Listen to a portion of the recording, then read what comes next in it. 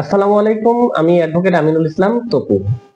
আজকের আলোচনার বিষয় হেবা ও উইল। হেবা ও উইল এই বিষয়টা অত্যন্ত গুরুত্বপূর্ণ একটি বিষয়। অনেকেই আমার কাছে প্রশ্ন করে থাকেন, হেবা কি, হেবা কে কাকে করতে পারবে, বা উইল কি, উইল কে কাকে করতে পারবে। এই বিষয়টি নিয়ে আজকের ভিডিওটি বিস্তারিতভাবে আলোচনায় থাকছি। আপনারা ভিডিওটি না টেনে শুরু থেকে শেষ পর্যন্ত দেখুন, আশা করি ভালো লাগবে।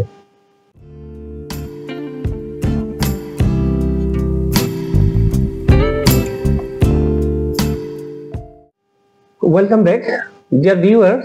আমি আজকে যে বিষয়টা নিয়ে আপনাদের সাথে কথা বলতে চাচ্ছি, হেবা ও উইল। প্রথমে যদি আমি হেবা নিয়ে আলোচনা করতে চাই, হেবাটা হচ্ছে কাউকে নিঃস্বার্থভাবে কোনো কিছু দান করাকেই হেবা বলে। হেবা যেমন পিতা তার ছেলেকে কোনো সম্পত্তি বা জমি দান করে দেওয়া, এটা এক ধরনের হেবা। তবে হেবা সাধারণত তিন ধরনের হয়ে থাকে। এক নাম্বার হচ্ছে সিম্পল হেবা, দুই নাম্বার হচ্ছে হেবা বিল আওয়াজ, এবং তিন নাম্বার হচ্ছে কন্ডিশনাল হেবা। এই প্রথম যে হেবাটা, এখানে কোনো বিনিময় বা স্বার্থ থাকে না, নিঃস্বার্থভাবে কাউকে কোনো কিছু দিয়ে দেওয়ার নাম, এটা হচ্ছে সিম্পল হেবা। এই ক্ষেত্রে পিতা তার সন্তানকে, সন্তান তার পিতাকে, পিতা তার মাতাকে, মাতা তার সন্তানকে, সন্তান তার দাদাকে, দাদিকে, দাদি তার নাতিপুত্রীকে, এই ধরনের ক্ষেত্রে ভাই তার বোনকে, বোন তার ভাইকে, স্বামী তার স্ত্রীকে, স্ত্রী তার স্বামীকে, এই ক্ষেত্রে যে দান বা নিঃস্বার্থভাবে কোনো কিছু দেওয়া হয়, সেটাই হচ্ছে সিম্পল হেবা। দ্বিতীয় নম্বর যে হেবাটা হচ্ছে, সেটা হচ্ছে হেবা বিল আওয়াজ, কোনো কিছুর বিনিময়ে যে হেবাটা সম্পাদন করা হয়, সেটা হচ্ছে হেবা বিল আওয়াজ। এই ক্ষেত্রে দেখবেন দলিলের বয়ানে লেখা থাকে তসবিহ, কোরআন শরীফ, জায়নামাজ, কাপড়, তোমার ব্যবহারে মুগ্ধ হয়ে আমি, এবং তোমার এই উপকঠনে মুগ্ধ হয়ে তোমাকে আমি আমার এই নিম্ন তফসিল বর্ণিত সম্পত্তিগুলা হেবা করছি তোমাকে। এই ধরনের হেবাকে হেবা বিল আওয়াজ বলে। তিন নম্বর যে হেবাটা, সেটা হচ্ছে কন্ডিশনাল হেবা।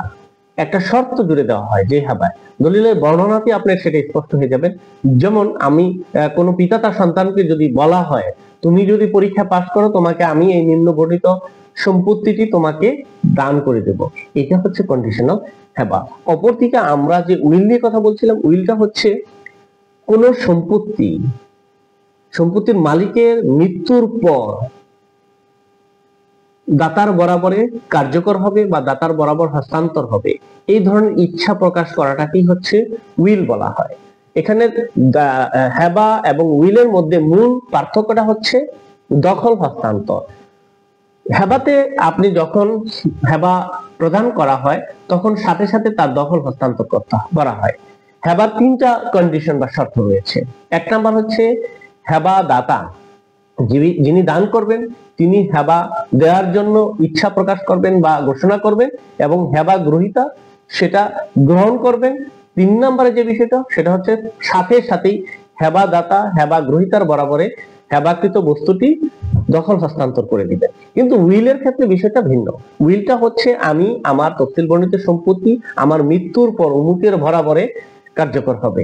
এবং উইলের ক্ষেত্রে আরেকটা বিষয় লক্ষণীয় হচ্ছে, উইলে আপনি দাতা তার সমুদয় সম্পত্তির 1/3 বেশি উইল করতে পারবে না।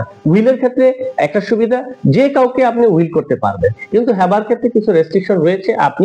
আপনি হেবা আপনার কাকে করতে পারবেন, এই ক্ষেত্রে বলা আছে আপনার পিতা তার সন্তানকে, সন্তান তার পিতাকে, স্বামী তার স্ত্রী, স্ত্রী তার স্বামীকে, দাদা দাদি তার নাতিপুতিকে, নাতিপুতি তার দাদা দাদিকে, নানা নানি নাতিপুতিকে, নাতিপুতি তার নানা নানিকে, এখানে ভাই তার বোনকে, বোন তার ভাইকে, এই সব রিলেশন সম্পর্কের মধ্যে সাধারণত হেবাটা সম্পাদন হয়ে থাকে। আর উইলের ক্ষেত্রে আপনি যে কাউকে উইল করতে পারবেন, মসজিদ, মাদ্রাসায়, মক্তব, ভিন্ন ধর্মের মানুষকে আপনি উইল করতে পারবেন। তবে উইলের শর্ত হচ্ছে 1/3 বেশি নয়, এবং উইল দাতার মৃত্যুর পরে সেই উইলটা কার্যকর হবে। আর দানের ক্ষেত্রে যে জিনিসটা, সাথে সাথেই দানটা হস্তান্তর করা হয় বিদায় সাথে সাথে দান গ্রহীতা তফসিল বর্ণিত সম্পত্তির বা দানকৃত সম্পত্তির মালিক হয়ে যান। এই যে বেসিক জিনিসটা নিয়ে অনেকে কনফিউশনে পড়ে যান, আসলে কোনটা দান বা কোনটা উইল। এটা কিন্তু আপনি দলিলের বর্ণনা থেকেই বুঝতে পারবেন, এবং শিরোনাম দেখেও কিছুটা আন্দাজ করা যায়। তবে বেশিরভাগই হচ্ছে আপনি দলিলের অভ্যন্তরে আপনি যে বর্ণনা করেছেন, আপনার ইচ্ছাটা কি, সাথে সাথে আপনার দখলটাকে হস্তান্তর করেছেন কিনা, এটা দলিলের বর্ণনায় স্পষ্ট হয়ে আসবে। এবং উইলের ক্ষেত্রে আপনি আপনার সম্পত্তি, তফসিল বর্ণিত সম্পত্তিটার হস্তান্তর বা দখলটা আপনি আপনার মৃত্যুর পরে স্থানান্তর করতে চাচ্ছেন, সেই ইচ্ছাটা আপনার দলিলের বয়ানে স্পষ্ট হয়ে আসবে। তখনই বুঝে নেবেন আপনি কোনটা উইল, কোনটা হেবা। আমি সব শেষে উইল এবং হেবার দুইটা বা তিনটা কনক্লুসিভ যে ডিস্টিংগুইশিং ফিচার রয়েছে সেই বিষয়টা নিয়ে আলোচনা করতে চাচ্ছি। প্রথমেই আপনারা মনে রাখবেন, দানের ক্ষেত্রে তিনটা কন্ডিশন রয়েছে। এক, দানের ঘোষণা, দান গ্রহণ এবং দানের সম্পত্তিকে দান গ্রহীতার বরাবরে হস্তান্তর। আর উইলের ক্ষেত্রে উইল ইচ্ছা প্রকাশ করবে উইল দাতা, উইল গ্রহীতা সেটা গ্রহণ করুক চাই না করুক, জানুক চাই না জানুক, সেই বিষয়টা এখানে ম্যাটার করে না। এবং এখানে দখলের বিষয়, হস্তান্তরের বিষয়টা এখানে আসছে না, এটা মৃত্যুর পরে দখল হস্তান্তর হয়ে যাবে অটোমেটিক্যালি।